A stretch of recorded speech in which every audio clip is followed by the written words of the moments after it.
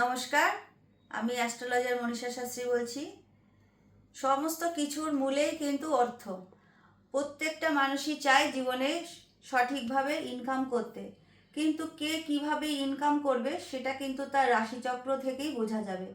কেউ বিজনেস করে, কেউ কোনো প্রফেশনে যায়, কেউ বা সার্ভিস করে। সেই সার্ভিসটা প্রাইভেট সেক্টরেও হতে পারে, আবার গভর্নমেন্ট সেক্টরেও হতে পারে।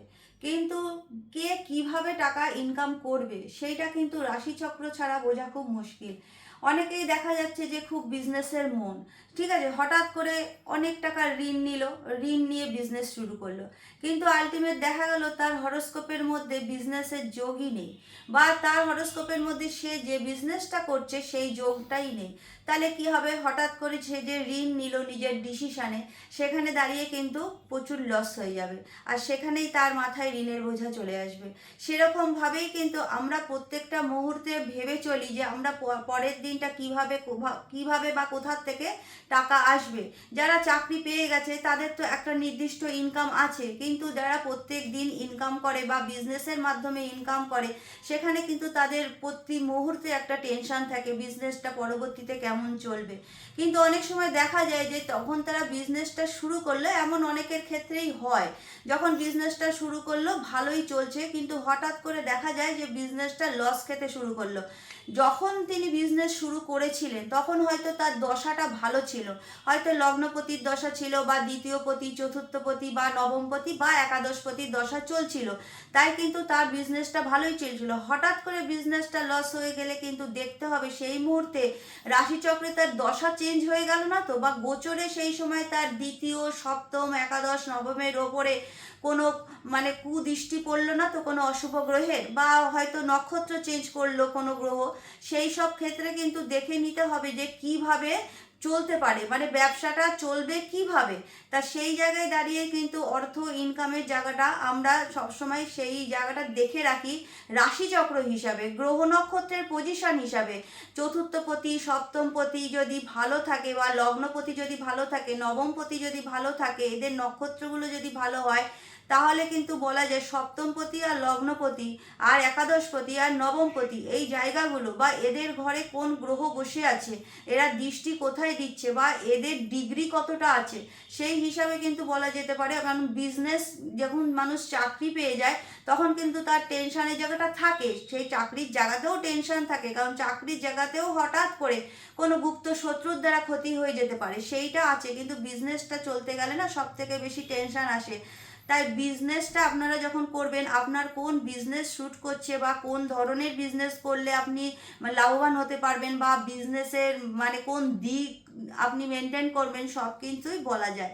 তাই সেই জায়গায় দাঁড়িয়ে অর্থ ইনকামটাই আসল কথা। তা অর্থ ইনকাম ক্ষেত্রে অনেক সময় দেখা যায় যে ইনকাম করতে করতে যে কোনো দিক থেকে বন্ধ হয়ে যেতে পারে।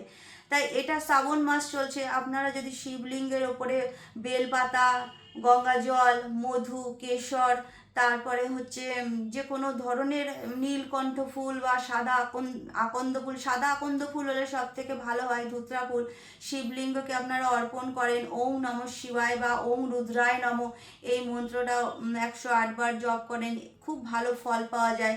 তারপরে যারা দেখছেন খুব অসুস্থ হয়ে যাচ্ছে, কোনো কিছুতেই শরীর সুস্থ রাখতে পারছে না, যে কোনোভাবেই তাদের নজর দোষ লেগে যাচ্ছে, বা যে কোনোভাবে তাদের শরীরটা খুব উইক হয়ে যাচ্ছে, সেখানে ওম বৈদ্যনাথায় নমঃ এই মন্ত্রটি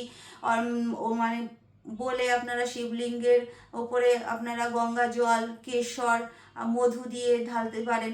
এখানেও আপনারা অনেক ভালো রেজাল্ট পাবেন। আর যাদের অর্থনৈতিক দিক থেকে অনেক সমস্যা আসছে, তারা মঙ্গলবার করে শনির হোরায়, শনির 3টে নক্ষত্র আছে, পুষ্যা, অনুরাধা, উত্তর ভাদ্রপদ, যে কোনো একটা নক্ষত্র আপনারা এই নক্ষত্রগুলো দেখে নেবেন।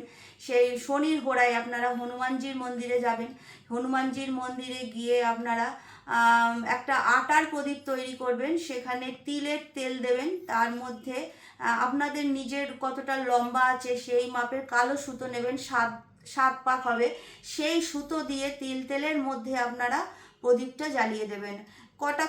কয়েকটা শনিবার এরকম করুন, অর্থনৈতিক জায়গায় যে সমস্যাগুলো আসছে সেগুলো আস্তে আস্তে মিটে যাবে। কিন্তু তবু আমি বলবো হরোস্কোপটা, রাশিচক্রটা আপনারা একটু অ্যানালাইসিস করে দেখে নেবেন আপনাদের অর্থভাগ্যটা কি আছে, নবম ভাগ্যটা মানে ভাগ্য ভাবটা আসলে কি আছে, আপনারা কতটা জীবনে ইনকাম করতে পারবেন বা ইনকাম করতে করতে কোনো প্রবলেম হবে না, তো সবগুলোই কিন্তু আপনাদের দেখে নিতে হবে।